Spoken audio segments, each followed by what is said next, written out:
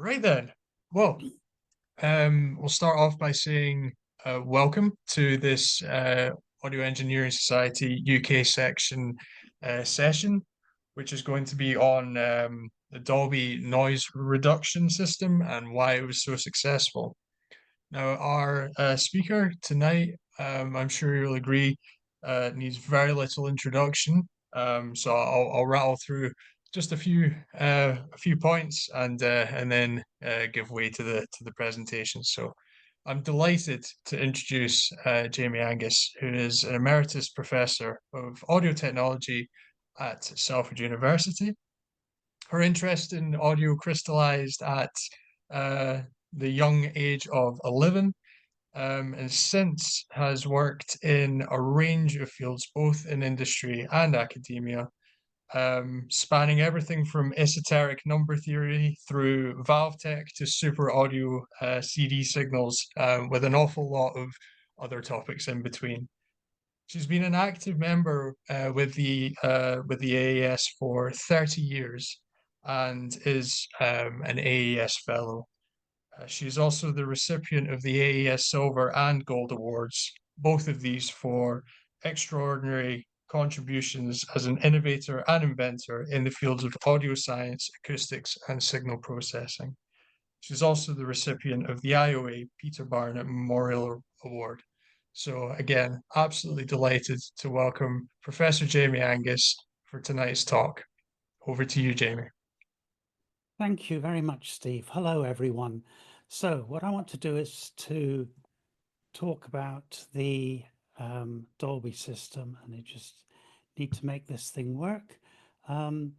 So love it or hate it, it's had a significant impact on sound recording practice. And even now, people are using them, admittedly, as effects processors to brighten up the sound. But when it first came out, there were other ways, there were other noise reduction systems. But when the Model A came out, it and its successors became dominant, despite other newer ones being invented shortly after it. So what was it about the Dolby system that made it so successful? So what I want to do is actually look at that, because I think it's quite an interesting story, and look in some detail into how the system works and why it became so successful. So first things first, what was the problem? We'll have a brief look at that. Why didn't contemporary solutions work? What the technology of the day was, then we'll look at Dolby's big idea. We'll have a little bit of a look at the circuitry, and all being well, we'll have some fun with that, because there are some interesting wrinkles. What could have been changed? It wasn't perfect, as we'll see. Even Dolby admitted that. The talk will concentrate primarily on his first one, the 301, but we will actually look at the later version, the Model A361, more commonly probably called CAT22, which sort of became the archetypal model. So first things first, what was the problem? Well, the problem was tape. All being well, you're hearing something.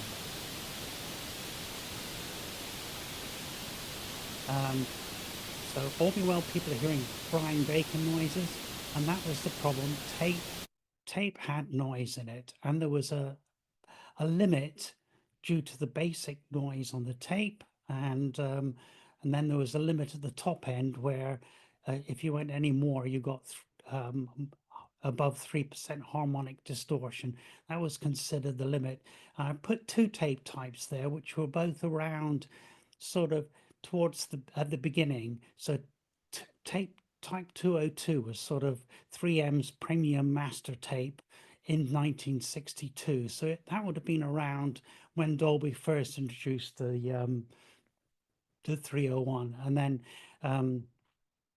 206 came a little bit later after the Dolby thing. And just again, to put it into context, right by the end of magnetic tape technology, we got up to about 81.5 dBs maximum signal to noise ratio at the end of it, with something like, I think it was 399, something like that.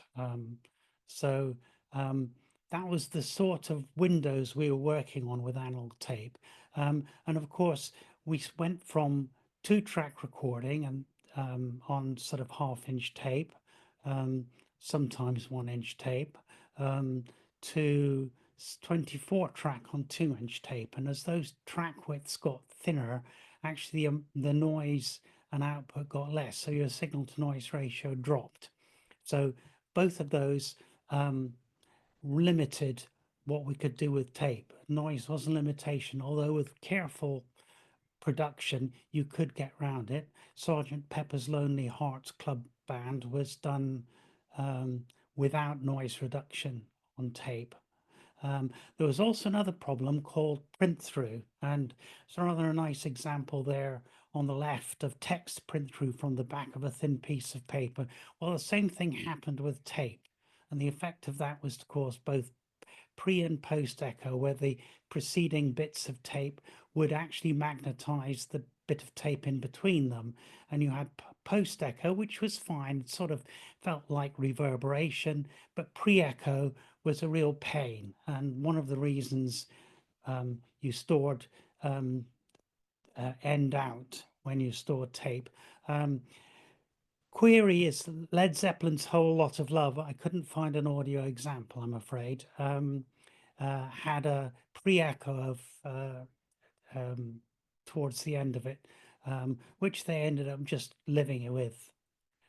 So with that added in, print through tended to be worse in some tapes, much worse than the signal to noise ratio. So that also was an issue.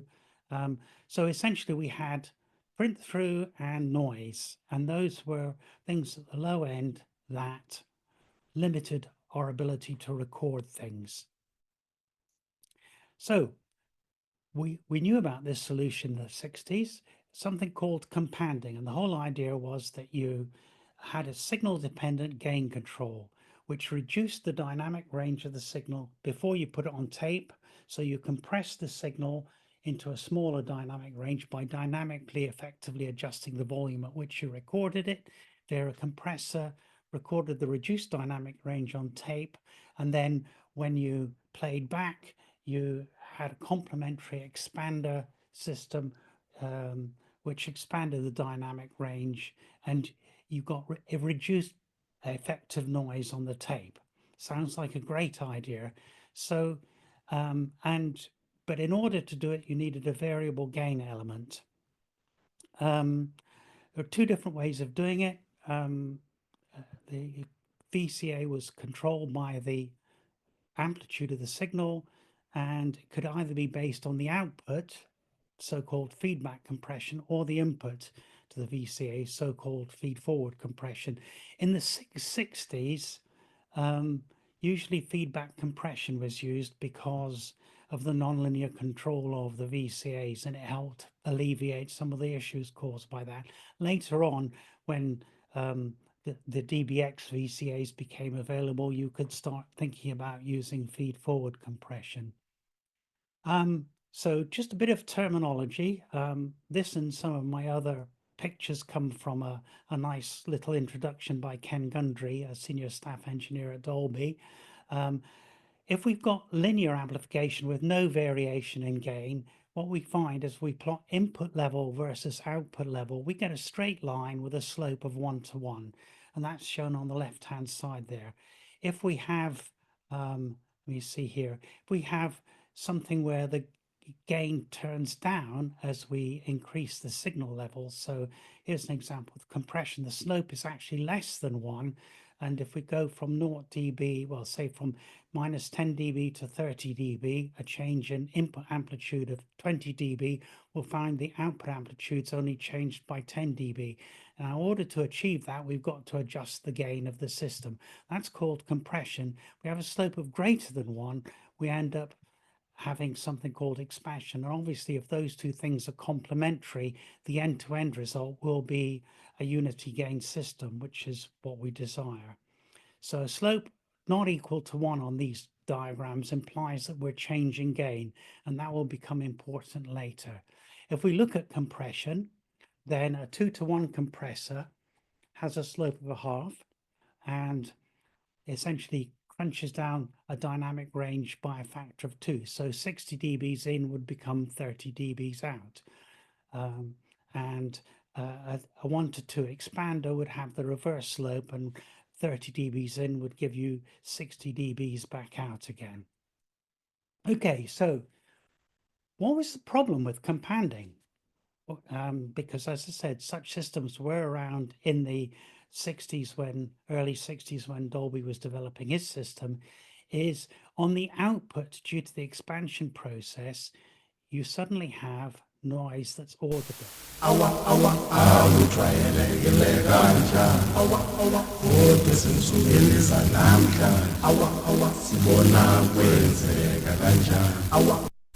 All being well, you heard some noise going up and down outside the vocals, going up as the amplitude changed. And that happened with the systems. That was a very extreme example. And like Karl-Heinz hits never mind. Karl-Heinz for that. And that audible signal dependent noise is not natural. And the higher the compression ratio was, the worse it became. Things like narrowband dynamic signals like piano and stuff like that were particularly affected by this. And the point, all linear companding signals, because at low levels you can hear the noise, and because that noise is unmasked, you get signal dependent noise. So the expander is the problem here. It generates signal dependent noise. And as I said, this is inherent in all companding systems. Here's two that came actually later, DBX in the early 70s and Telcom in the mid 70s. Both of them used full range compression expansion. The Telcom system used a reduced compression ratio. DBX used pre-emphasis and de-emphasis, both to try and reduce the audibility of this modulation noise. So, and the problem was it could be audible despite their best efforts. The other problem with wideband compression expansion systems was that all the signal had to go through the voltage controlled amplifier. And in the early 60s, VCAs were not very good. They significantly distorted the signal. So at high levels, signals were distorted. So that was one problem, is poor quality VCAs, in addition to the audibility, the artifacts due to the expansion process. The third problem, if you like, was the problem of dynamics, because the gain had to be controlled by the amplitude, which meant you needed an amplitude detection. Now, ideally, you should change things slowly, over the order of around 1/5 of a second, maybe 1/2 a second. So things vary slowly. And that way you didn't hear any artifacts due to the gains being changed. If you had to change things quickly, you heard distortion and other artifacts, modulation artifacts caused by the fast changes. But the problem was slow responses caused overshoots. And here's an example of a wireless compression system doing that. You can see halfway through, it responds to the sudden increase in amplitude level, and there's an overshoot, which actually in this case gets clipped, which isn't really what we want to happen. In the compression expansion case, Companding case, it caused tape overload, which again was undesirable. And the amount by which that happened was a direct function of the amount of compression you were doing. So slow responses caused overshoots, but the overshoot was proportional to the amount of gain reduction. So the more you reduce the gain, the higher the overshoot was. And here's an example of one on a 2-to-1 compression. Because the original gain is high until the compressor cuts in, we actually have this overshoot, which hits the 0 dB level and overloads the tape. And the problem with overload was not only did it cause distortion, but also meant your complementary expander at the decode end mistracked. So you got, if you like, a double whammy from that.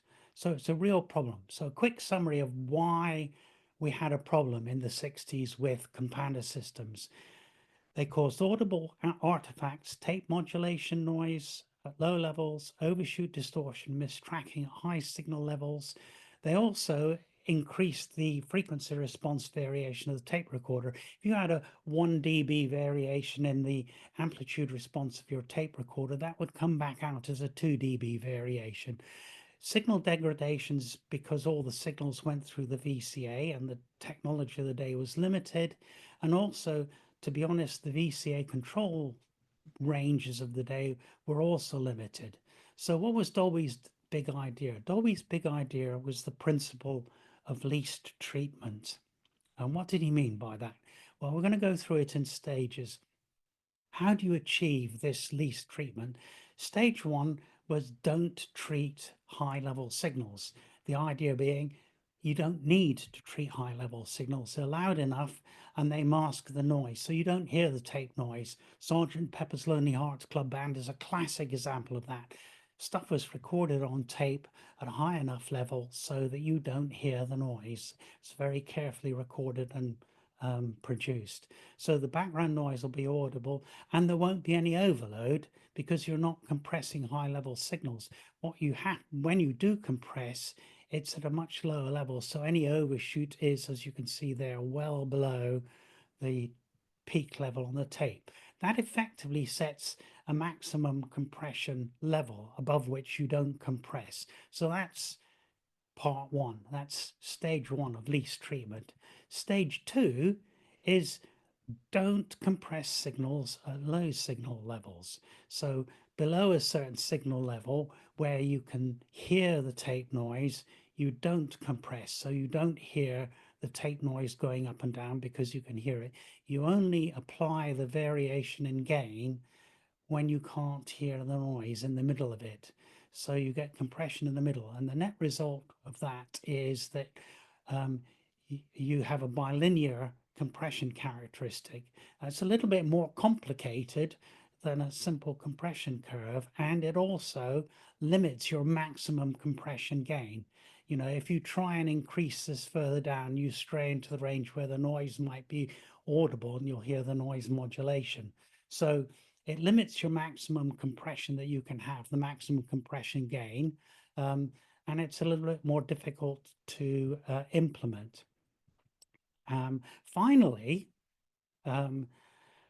what you do is you don't put the VCA in the main path. What you have is a clean main path. The signal goes straight through, and you do all the compression and expansion, well, in this case, compression, in both cases, compression bit at low signal levels. So that's a side chain. So you're only dealing with part of the signal and you add it to the input signal to compress it, and you subtract it from the output signal to expand it at the other end.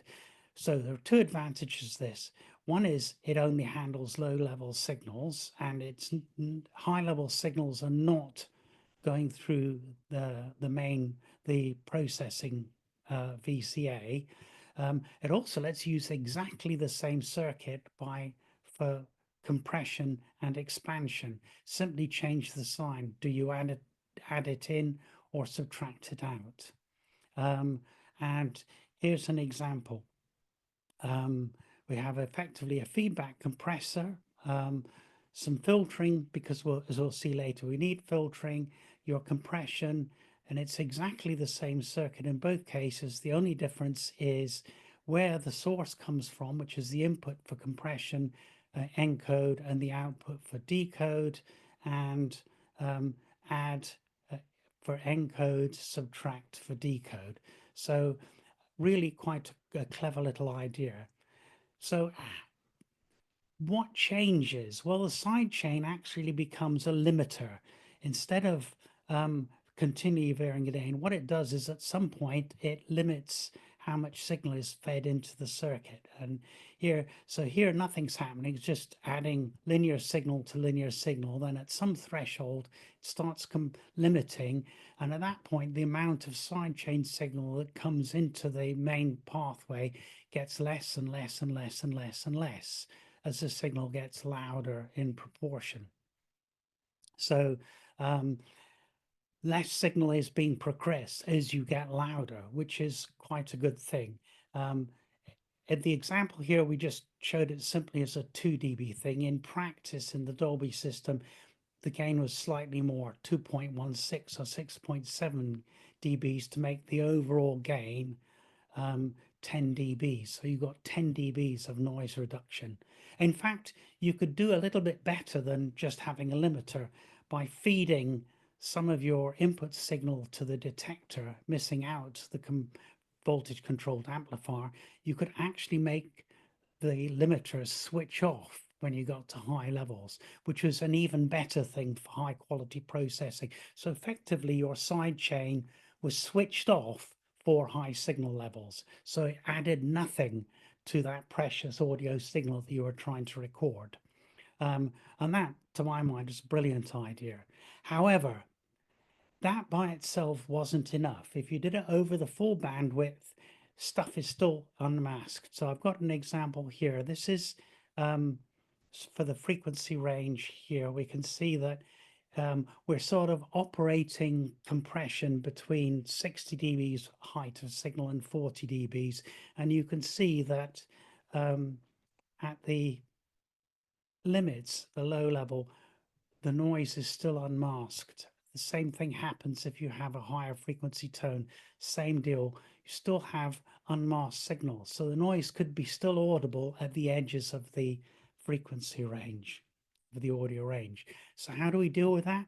Well, the answer is we split it into several audio bands, and Dolby chose to split it into 4. Ideally, you'd like lots of little bands, but as he said in his interview, that gets kind of difficult. And he did some careful listening tests. He didn't have the psychoacoustics graph that I just showed you, and came up with the idea that 3 kilohertz, 80 hertz to 3 kilohertz, and 80 hertz were good frequency ranges. And then he added one extra overlapping band to the top 3 kilohertz band because there was less energy at 9 kilohertz, and that gave you a little bit more noise reduction at the very high frequencies where it generally was unmasked. And here's a picture of the overlapping bands chosen. Fairly straightforward, second order filters, and you've got 10 dBs of noise reduction over most of the range, and 15 dBs at, or nearly 15 dBs at the top end of the range.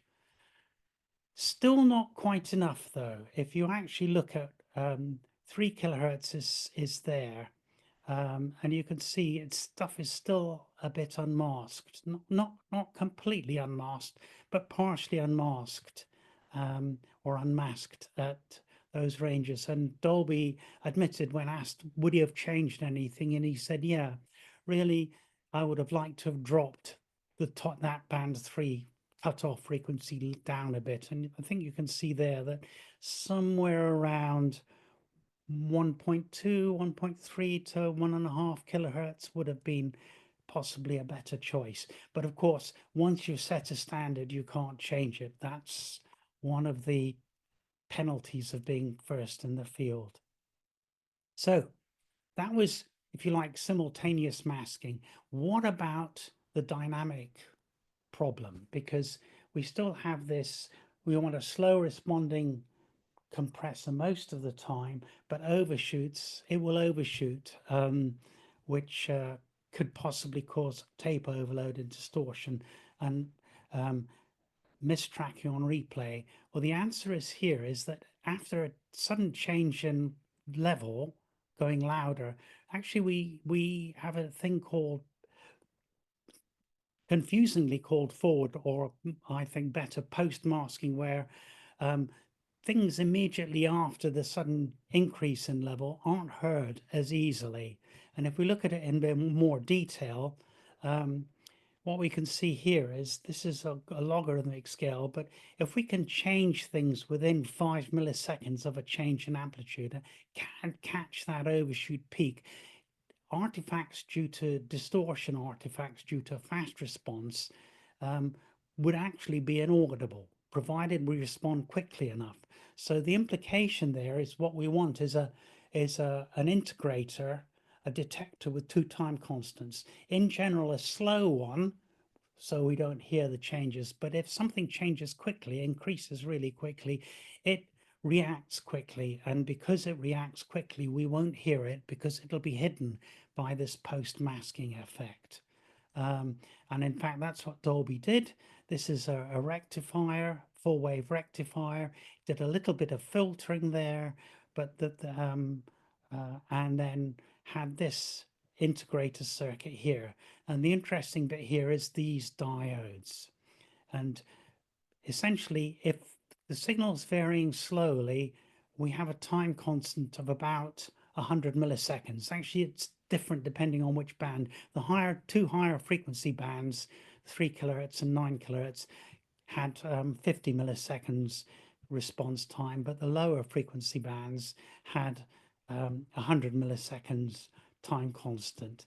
But when we had, if the signal changed quickly enough to give you more than about a volt or thereabouts across this resistor, it would respond very quickly and,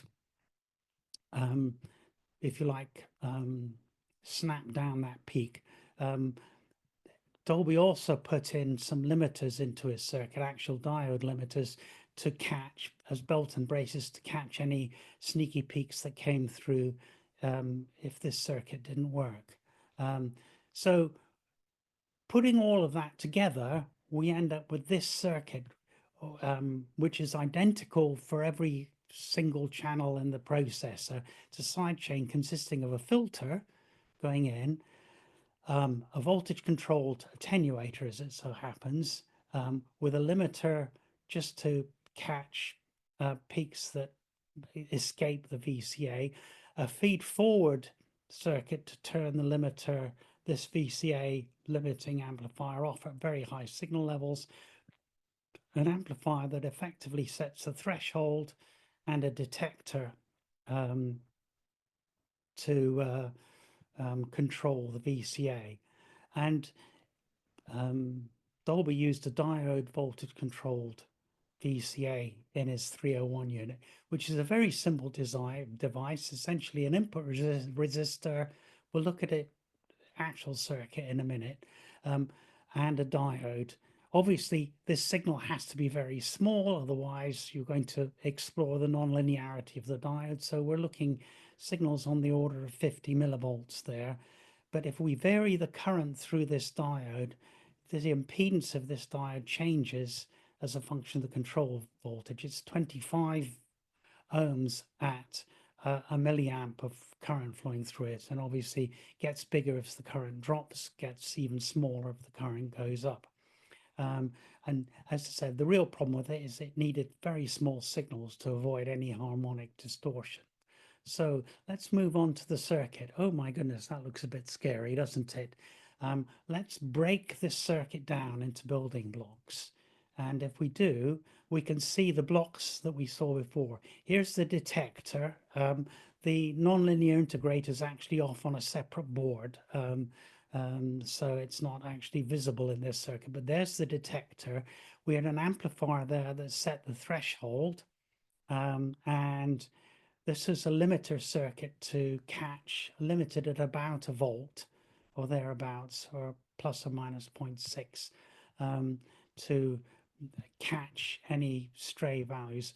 And this bit here is the voltage controlled attenuator. And we can see I've just put here, there's our feed forward path, which skips everything, but feeds directly into the detector. So just let's look at the VCA in a bit more detail. We had a control input here, which controlled the current through this system and controlled the current through these two diodes here, and these two diodes here. And you'll notice all these stars around the circuit, all this stuff had to be matched, very carefully matched during production to make them identical, or as identical as you could get them. So they're very sensitive bits. And the idea here is the control signal varies the current through the diodes, and that obviously comes from the detector. The input signal is fed via these two capacitors into the diodes acting as attenuators. The two diodes in series, one was a germanium, one was a silicon, I think were put there to try and soften the characteristic of the diode to reduce the distortion bit. Although it doesn't look like it, these two signals are actually being fed with antiphase signals. Have been fed, are basically working in antiphase. So any even harmonic distortions effectively cancelled out, and the two things are summed together here to try and reduce the distortion. It also meant that the inevitable variation in DC voltage at these 2 points were also cancelled out. Reducing the effect of the control voltage. So, but the small signals were still needed to avoid harmonic distortion. But as I said, the beauty of the whole system was that as the signal got larger, the current through this system got bigger, and that meant that the total signal that was across the diode got less and less and less as the signal got bigger. So it worked. So it worked as a system, but it had to have a very small signal battle between signal to noise ratio and distortion. It was solvable, but difficult. However, there was a second issue with the 301 circuit, and that's that it used second order passive Butterworth filters, which had to be combined back together in phase, or the system wouldn't work. Now, those of you listening who've designed speaker crossover networks will know what will happen if you do that. What will happen is you get this. You get notches where the two functions overlap. So we had notches in the sidechain at 3 kilohertz and 80 kilohertz, which is really not what you want to happen. In one sense, does it matter? No and yes. No, it didn't matter because anything that you did here in the sidechain was undone as you did the decode. So it didn't cause any problems. The real problem, though, is you see naught here is the gain. This is for the maximum gain compression, which would be 10 dB, is at these frequencies, there was effectively no noise reduction. So that's a problem. And also this rapid change here meant that matching these cutoff frequencies and everything else had to be critical. So if you're using the same circuitry for encode and decode in your own studio, that's fine because obviously they'll match. But if you've got a tape from somebody else, say from a studio in America got sent to you in the UK, then obviously the matching between those two filters and things mattered as well. So it did become critical, as did line up and make sure everything was exactly right. So that was an issue. But there was a further issue with this, and this is that the position of the notch actually varied in frequency depending on the relative gains of the band. Remember, this is a set of independent limiters, working independently, so there's no guarantee their gains will be the same. In fact, it's very unlikely they'll be the same. They'll be bouncing around. So when they're the same, the notch sits at the cutoff frequency. If if band 1 was smaller than band 2, then the notch would move lower in frequency. If and this is 1/10, if band 2 was half the size of band 1, then the notch would move up in frequency. So now we've got an area of lack of noise reduction moving around that's basically signal dependent on the relative balances of signals in the compressor. And again, in one sense, it's not too serious because the decode process will undo it. But it does mean the position of where the lack of noise reduction is happening is moving around dynamically. And there's a possibility that that could have been audible. So that is a problem. I was a bit startled when I realized this was happening. Dolby did bring in a new circuit in, I think, around 1970. I couldn't find an exact date for it.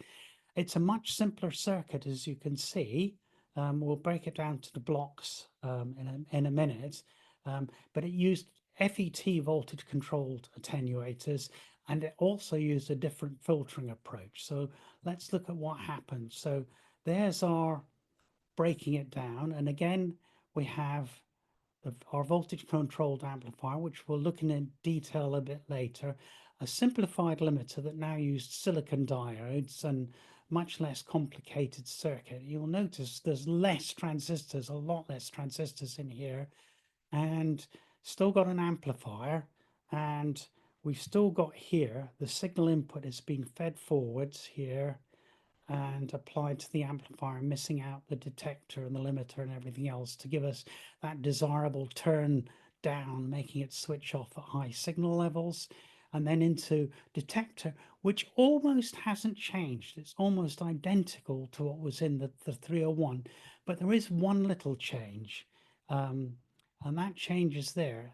They added in a further change in dynamic time constant into the first integrator to make it respond even faster to transient events. So that was a minor change to the limiting and signal dependent or transient dependent integrator.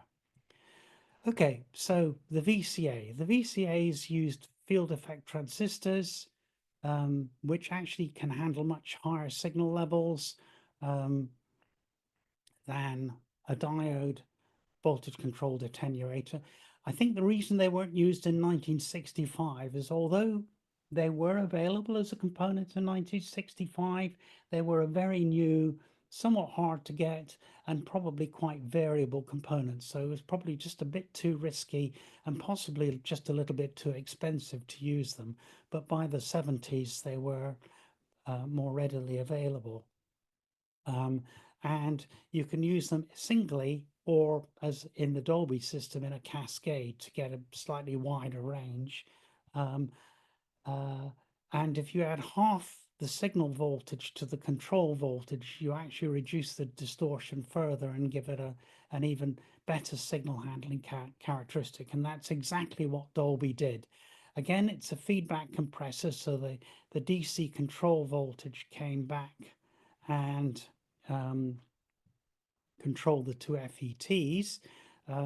So same system as the 301 feedback compression to control the amplitude, but more importantly was they also fed half the signal back to the FETs to reduce the actual signal distortion that these FETs caused, but it allowed a larger signal in the voltage controlled attenuator and therefore a better internal signal to noise ratio in the circuitry.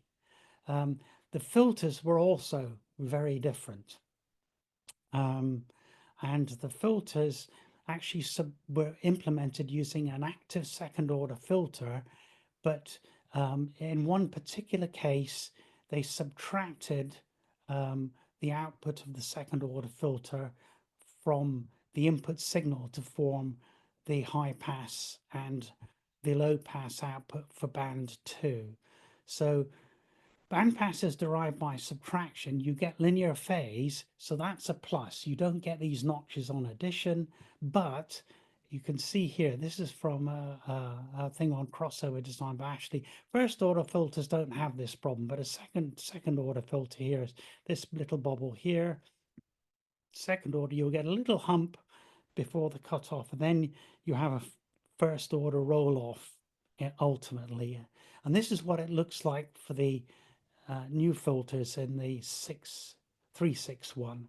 And you can see there still the same low pass filter for the low frequency band, band 1, still the same high pass filter for the high frequency band 3, and a high pass filter for band 4. But band 2 is derived by subtracting band 1 from the input signal and band 2 from the input signal. And as you can see, that meant the band 2 filter shape changed quite dramatically. Much wider band with lumps and a lower roll-off frequency. Okay, so sorry, that I don't really need that. So yeah, but we still got the 15 dBs noise reduction and everything else. But the real thing was that they had some significant improvements, simpler circuit due to the FET VCA, some changes to the nonlinear integrator, huge change to the filters, which made them linear phase. So you didn't have this notch problem, but you did have a wider bandwidth for band 2. And to my mind, that means it's possible they're not perfectly compatible. I suspect in many cases that didn't matter, but if you're doing archive reconstruction from a tape that was recorded with an A301, I would suggest ideally you want to use an A301 type filter circuit instead of an A361 type filter circuit. So we, when we're doing digital simulations of it, we might need more filter options to be available. And there we have it. Conclusion. Principle of least treatment was the real thing that made it work. Dolby Noise Reduction succeeded, not because it was necessarily better than the opposing systems. It was because it wasn't audible, and it wasn't audible because it didn't go for massive noise reduction. Later systems doubled your dynamic range. So they would convert your 70 dBs dynamic range into 140 dBs dynamic range, assuming you could actually use it. But it didn't try for that. It tried for something really quite modest, about 10 dBs, which was enough. 10 dBs made a difference in 1965. It didn't process low-level or high-level signals, so it avoided the distortion issues for high-level signals and the noise modulation perception that you heard when you were processing low levels signals. Because it used sidechain processing, it meant it worked really well with existing VCA technology of the time. It didn't put the whole signal through what was really rather a revolting circuit. It effectively switched that bit off before it could actually cause damage to your precious signal going through the system. And that's it. Questions and comments. Thank you very much. Jamie, thank you very much indeed for an intriguing talk there. So I have just posted to the chat to invite questions. So hopefully, just going to double check that people are able to use this. Well, you can tell me in the chat whether or not the Q&A is available. Indeed, we have a question. Yeah, we've got questions coming in. Okay, brilliant. Perfect. Thank you very much. Okay, so start with the first question. I do apologize if I mispronounce anyone's name here. So we have Dwayne Wise. And the Dwayne question Wise. is, sorry? Dwayne Wise, I think, yes. Dwayne Wise. Thank you very Yeah. much. I do apologize. Okay, for the sidechain level measurement for each band, is the sidechain in quotes isolation filtered to limit the signal to the band to be operated on? The filter's in the sidechain. So Mhm. effectively, let me see if I can get back. No, it's not going to let me do that. Just bear with me while I previous. Oh, if we oh, um,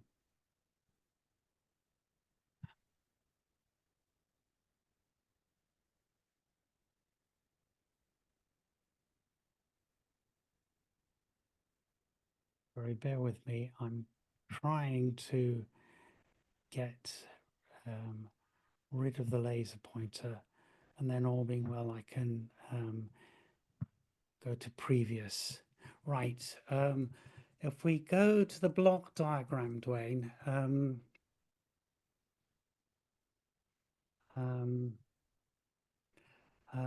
let's go to the block diagram there. Okay, so each of these systems, which was part of the sidechain, was independent. So each one had a filter at the beginning, which determined the band over which that sidechain acted. Sorry, it wasn't supposed to happen. Which then went through the sidechain and limiter. Actually, if you look at the circuit in detail, there was also a top and a bottom bandwidth limiter. There was a low frequency limit and a high frequency limit, 30 kilohertz, I think, for the high frequency limit as well. But so each band was independent and processed only the signal in the band concerned. There wasn't any extra pre-filtering on the side chain. I know in later processors like Dolby C, S and SR system there were, but for the Dolby A system, it was just this one second order filter initially at the input to the system. So the low pass band one essentially saw the band below 80 hertz. Band two saw 80 hertz to 3 kilohertz. Band three saw 3 kilohertz up to the audio band limit, and band four, which overlapped, only saw from 9 kilohertz and above. Obviously, you know, with real filters, they saw a little bit more than that. And of course, in the 361, where they used the subtraction trick for very good reasons, it would have seen a little bit more of the stuff than the original 301. Hopefully that answers your question. If it doesn't, pop an additional thing back at me, please. Look out for that, but I'm pretty sure that was question answered. All right, next one comes from Ellie. Thank you. Thanks for the great talk. Is there anything we can learn from this system when designing single-ended noise reduction? Well, that's an interesting question. Um,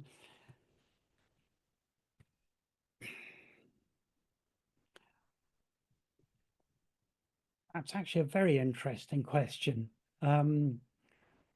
I think there is, and that is that masking matters. Now, a lot of single-ended noise reduction nowadays sort of chops things up into tiny bands via an FFT, and you get very narrow bands, and they do actually have time responses that if you make them too narrow, their effects last beyond the range of where they're being at. And if you switch them off completely down, you actually are doing something fairly dramatic to the signal. And my impression, and it's just my own opinion, is that when you listen to them, you can't hear the noise going up and down, but you're just aware that there's something going on, like the swamp thing in the background is sort of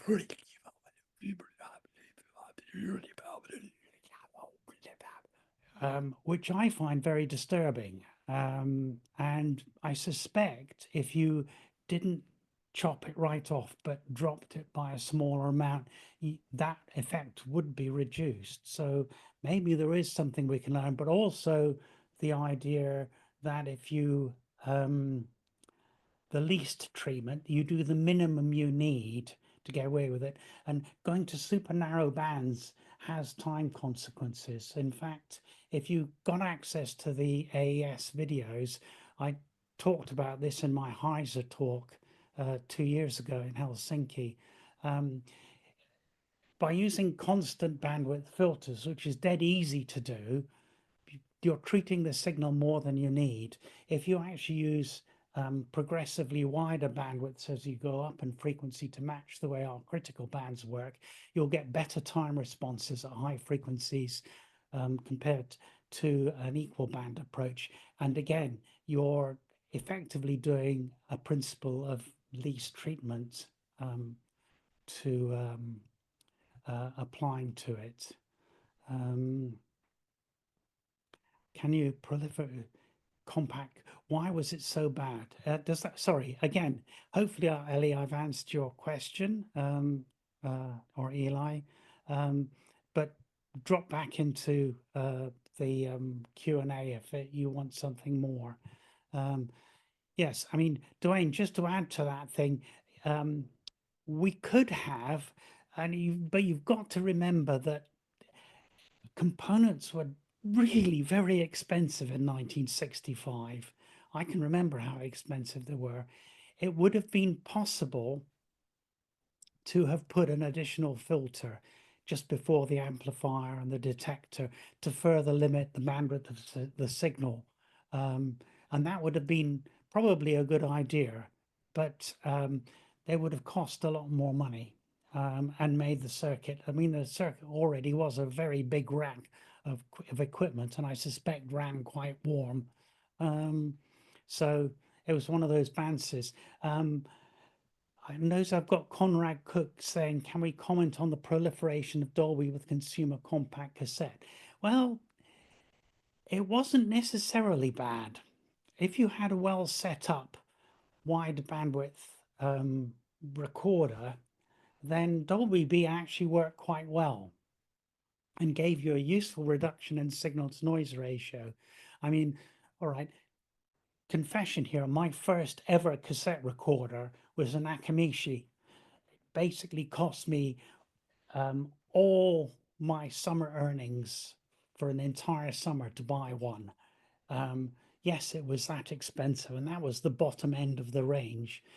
But that with chromium dioxide tape had good high frequency performance, and I found Dolby worked really well. And of course, tape recorder was very well set up.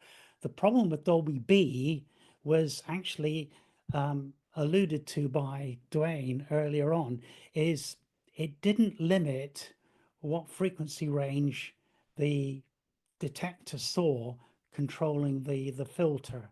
And what that meant was that if there was a slight reduction in frequency response in the cassette recorder, which there often was, then the expander acted to expand it further and essentially made the signal handle muted and things like that, which is what a lot of people heard. And if the recorder was misadjusted, ditto. Dolby C in later versions, again, deliberately put in an extra limiting facility, band limiting facility to stop that from happening, and limited, if you like, where they where the noise reduction thing actually on where the noise reduction acted. So that helped quite a bit. Dolby C was much less affected by high frequency variations, but that was one of the reasons Dolby B could sound quite bad. The other thing is people didn't clean their heads or demagnetize them and all sorts of things. I mean, I was a little bit obsessive with mine. It was carefully cleaned and demagnetized and everything else. And as I said, you could get really quite good responses from it. So there we are. Other questions? I guess everyone's brain's full. I must have gone too quickly.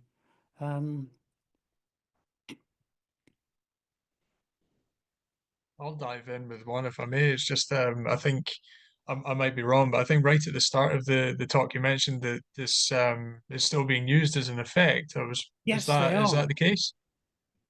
Yes, apparently, and apparently this goes back as far as John Lennon, so it goes back some way. Um, another, I think, actually, Gary Gottlieb said to me in Warsaw that he used it in jingles. If you just take one of the principles behind Dolby's lease treatment was it should be possible to listen to the encoded audio from just the record side and it not to sound too horrible. Um, and it didn't. It sounded quite good. In fact, because of the overlapping band as well, I think the encoded system, it perked it up, for want of a better term. It gave you a little perk up to the audio. So if you wanted to make something that punched through, especially on radio or something like that, then just using the encode as a sort of sweetening effect was actually quite effective, and people are still doing it. I'm like, and I sort of see things of people jamming Cat22 cards so that they're permanently on encode mode. Um, so uh, um, that's Right. uh, that's what people do with it. It basically adds a sparkle, for want of a better term. I mean, it's really hard Brightens things to up. describe it, but it's basically, fairy dust. I think that was the term somebody used. It gives you some fairy dust. Happiness is Very good. just a tear away. Um, uh, so, uh, So we have a further one just oh, requesting comments on the HighCom system. right. So the HighCom system, um, right. One of the advantages of a full wideband compressor system is if you do it right, is it's much more adjustment, it's much more tolerant of setup. The Dolby system required that your levels be absolutely precise. Your tape recorder had to have a gain of 1 exactly. Otherwise, the system fell apart. And of course, if you're importing tapes from other studios and playing them on your machine, then it gets even harder. And the first few Dolby encoders and decoders didn't even have an onboard calibration oscillator to let you do that. Later on, they cottoned on and we started getting reference tapes and everything else. So you put Dolby tone on the beginning of your tape so that when your studio got it, they played it back and they could adjust it so that they knew they were playing your tape back into the Dolby system at the right level. These wideband parallel compression systems um, were much more tolerant than that. I mean, setting up a Dolby system really was a pain. You had to have it absolutely right. And if you can imagine, you've got a 24-track tape recorder, that's 24 of those things to set up. So HighCom tried to do a bit better than DBX by treating it less. So it used a 1.5 to 1 compressor ratio, and I used quite a clever circuit implementation to achieve that using feedback compression. Um, and but in doing that, so essentially over a 60 dB dynamic range of input signal, you only vary the gain by 30 dB. That helped. I mean, that helped in terms of minimizing the noise modulation, um, but it would still be there. They also used a multi-band system. They used 4 bands, wider than the Dolby bands. Well, wider at lower end, but narrower in the middle. And they used first order crossover frequencies, so they didn't have the notch problem. Of course, they had to do that because that would have notches would have been very obvious in the output signal because, of course, the entire signal was passing through their system. Um, as such, I think it was reasonably successful in as much as it came. But of course, by then, I mean, it came sort of halfway through the 70s. So it was having to compete with an already established system. DBX came out at the beginning of the 70s, and that found its own little niche in the four-track cassette recorder things, which it was quite popular with. Um, um, and the so that that was also trying to compete, and HighCom had to compete with DBX as well.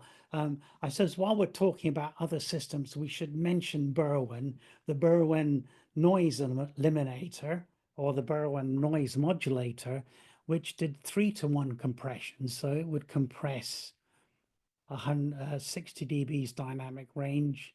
Well, it would compress, if you had 60 dBs of output dynamic range, you would be able to handle 180 dBs of input dynamic range. It was very extreme. It didn't sound very nice, I think was probably the kindest thing to say about it. So yeah, it was there. I think it was then used, I think it was originally intended to be used on broadcast type things anyway. But it was, I think, fairly short lived, unfortunately. And of course, come the 80s, Dolby brought in the SR system where he sort of attacked the problem via from a slightly different direction by having a combination of both band compression and frequency dependent compression. So sort of a fusion of Dolby B C type approach and a Dolby A approach with his action substitution thing. Uh, uh, There's so there's another comment from Dwayne. Um, I know of old Grateful Dead concert tapes that were encoded with two lower bands shunted. This was called Dolby Stretched at the time. oh right, I did Sound not know familiar? that, but No. yeah, I mean, if you took out the two lower bands, then you're effectively left with band 3 and 4. So what you're doing is essentially doing um, uh, just operating on the high frequency end. Yes, and I suspect that was probably, probably achieved quite a lot of quite a useful effect without having some of the risks you had with working on the mid range. And I notice I've got a thing about the gain graph identical with parallel compression. With a yes, and yeah, I mean, Dolby A, you could look at it as a form of parallel compression system with a complementary parallel compression system. I mean, that would be one way of looking like it. Um, so, yeah. Um, uh, And so far we have a final wow. question from I Wayne. did not know they did that. That's exciting. I guess with FM, you've got slightly better control over the levels because you don't have fading like you do with AM. Um,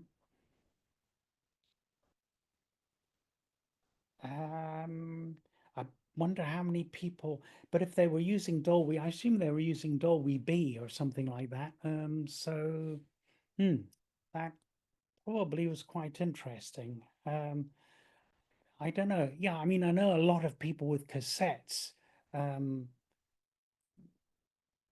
preferred it with the decoder switched off and just lived with the brightness the Dolby B encoder gave you.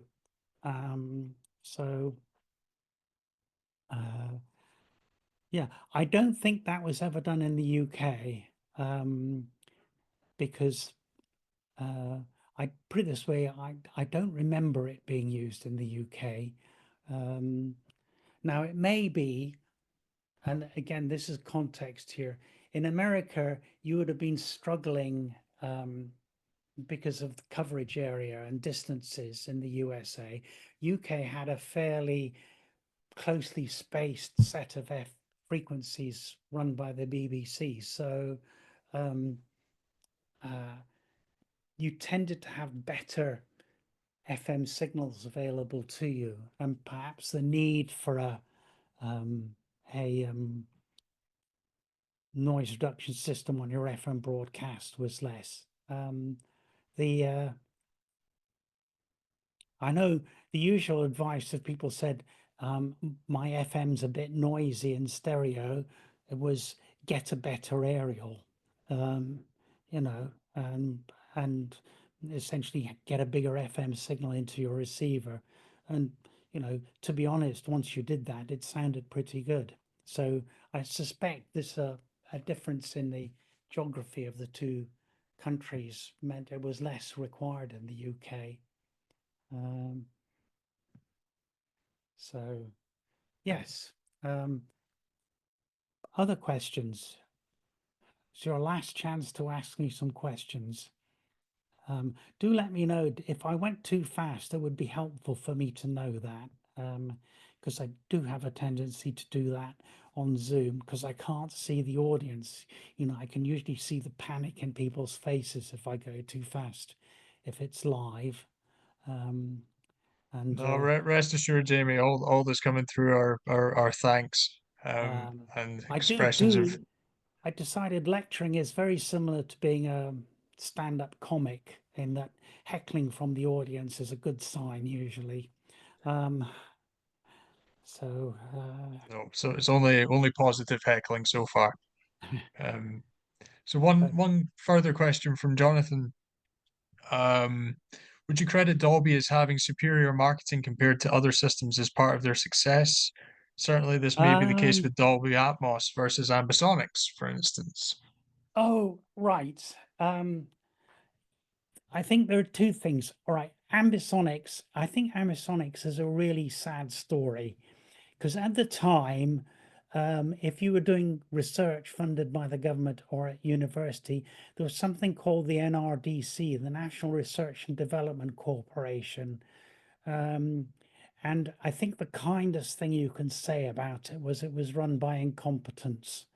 Um, in that there were quite a few ideas that came out, and it wasn't just ambisonics, it was in other fields as well, that were potentially commercially viable, but were completely ballsed up or not paid attention to by the NRDC. So ambisonics suffered a bit in terms of that. I don't think comparing ambisonics to Atmos is quite fair. What is worthwhile saying is compare ambisonics to the original Dolby Surround, because that's a much fairer comparison. Um, and Dolby were looking at ambisonics for digital surround, but again, because NRDC was so lackadaisical about stuff, they ended up going with their own system. And that was one aspect of it. The other aspect was, again, in the context of the time, 70s, there were loads of competing quadraphonic systems and the customer was confused. Um, and that didn't help. The other final thing for cinema sound is ambisonics is really good at dealing with a single spot. You know, if you're in the sweet spots, it's phenomenal. Um, as you move off, it gets progressively poorer. Um, Dolby Surround, for example, actually makes really good use of providing the results over a wide area, which is what you want from a cinema. You know, you want somebody sitting off to one side, looking at the screen, to be getting as good a immersive experience as someone sitting at the perfect hotspot. Um, so, I mean, it does matter. I mean, that's one of the reasons they added in the rear channel to the original Dolby Surround, was so that planes flying overhead for people off either side didn't suddenly veer to the left or the right as they got close to the back, as they went to the surround speakers. So two different things there. It was there was that. Now, as regards marketing, Dolby was very good. I mean, I think he did do a good job in terms of developing something. It had its problems, but he did a good job, and he certainly, for the A system, he did a good good job of marketing it as well, from what I've heard talking to people who were in the professional business at the time. What really made the money for him was Dolby B. And somebody once said to me, a little bit sourly, is what Dolby invented was licensing.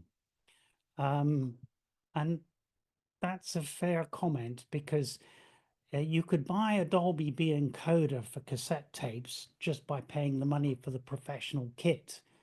But if you're a cassette recorder player manufacturer, you had to make a piece of kit that met their standards, obviously. So it had to be certified with them, and I'm sure that cost money. But more importantly, for every single record cassette player you sold, you paid Dolby A fee, you know, every single one. Now, you multiply that by the worldwide market for cassette players, and you have got a lot of money. So in that sense, that was a very, very clever move um, in terms of Dole Foray when he did do that, I think. And because effectively he'd patented the idea of sidechain processing and things like that, it was very hard to get around his patents and not have to pay the license fee. So, yeah, that was a clever bit of marketing and licensing, Jonathan. So, yeah, fair play. I mean, on the plus side, there's an example of someone who, you know, made their money by making an honest product and marketing it well. You know, would that that was done by more people rather than just playing the stock market or whatever. So, yeah. Anything else? Yeah, we've got a raised hand, so I'm just going to quickly check whether that's a question coming in. In the meantime, just thank.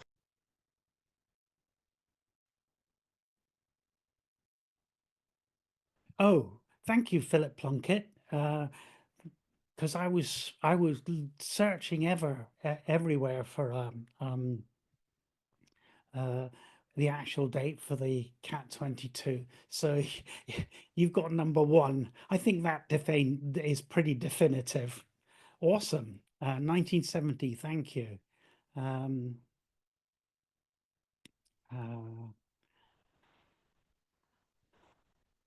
Okay. Right. Oh yes. Components were expensive. I mean, I remember an OCP 71 in the late 60s, early 70s cost, that was a germanium photodiode, cost 17 shillings and sixpence. Okay, that, to put it into context, that was just shy of £1, and the annual salary advertisements for a senior radio operator was around 800 to 900 pounds per annum. So yes, components were expensive. And I suspect in the early 60s, even though they were just becoming available, A, they were very variable, and B, they would have been very expensive, with no guarantee that they would, you know, be something that would keep going. So I think that's probably one of the reasons they kept with, you know, diodes were definitely going to be around for some time. So as an engineering decision, I think I would have made the same call and used a diode attenuator for production. Um, um,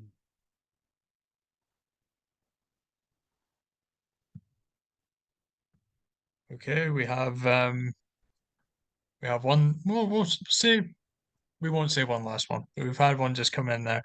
This is from Chris. Do you think the licensing system affects the state of ongoing support for the old analog systems? Oh, I don't know. Are Dolby still supporting it? Have they stopped supporting their old systems? I mean, as far as I know, SR, assuming you've gone there, is a key part of Dolby Digital. Um, you know, if you're still replaying film, and uh,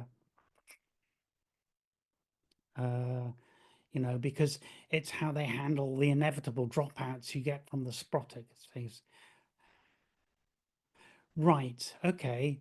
That's you see, I'm not bought a cassette deck for years. I've still got my old Nakamichi and it's got a very distinct step in its head now.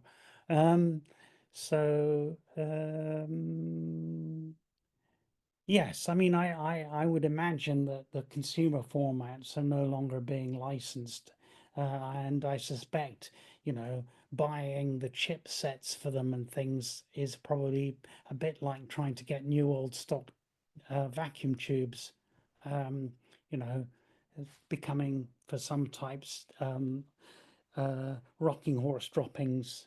Uh, so, um, yeah. Yes, I would have thought these days it would be you can buy second-hand units in various states, and you can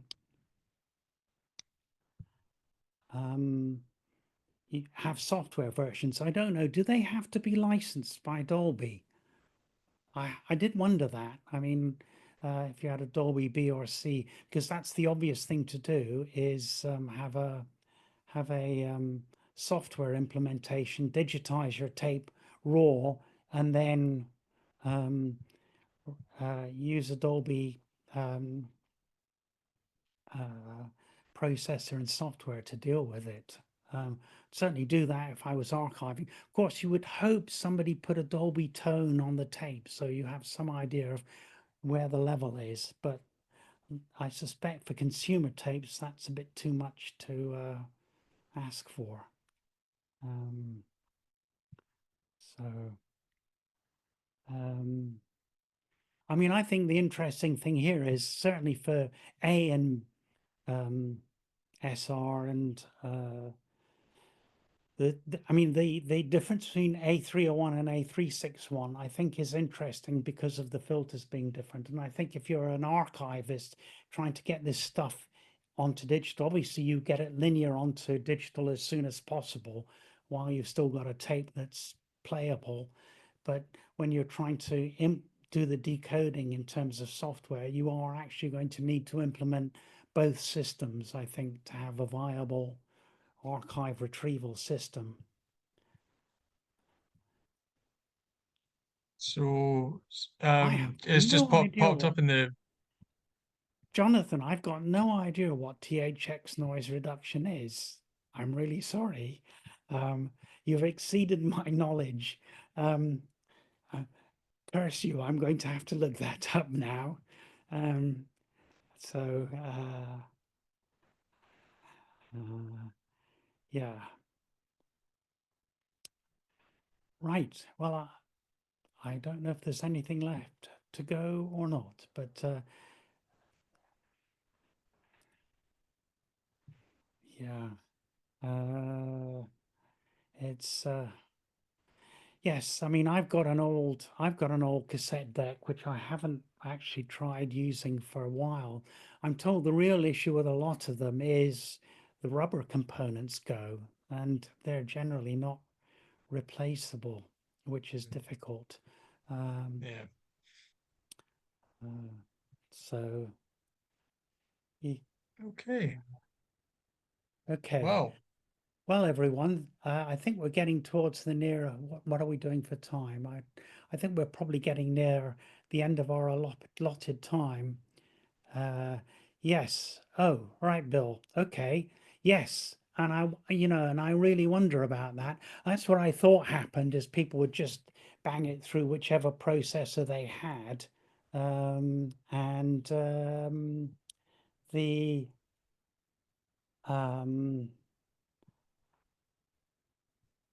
they are going to be slightly different. And I also know that some people said they weren't happy with the sound of decoded 301 Dolby. And I wonder if that the moving notches might have been part of that. I don't think they would have been super audible, but I could imagine one or two people who are very tuned into what they were listening, just getting the something's not right, not quite right feeling, rather than explicitly hearing it. So,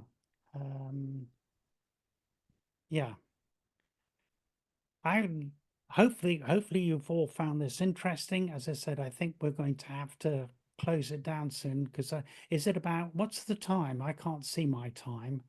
So yeah, It's coming we up 1:30. yeah, we turn into pumpkins and mice and things in yes. So just Um, referring back to your question, Jamie, about pace, all the comments through the Q&A and the chat, pace was mm, perfect. So no worries there at all. okay. Lots of Yes, and Bill's just made the bigger education. problem is the artifacts caused by level differences, and I absolutely agree with you. And I think, am I right? Again, I don't have direct experience of this. Is the level, the reference level did change at some point during the history of it. Um, and matching levels was absolutely mandatory. And if you didn't match the levels, you got artifacts because of the mismatching.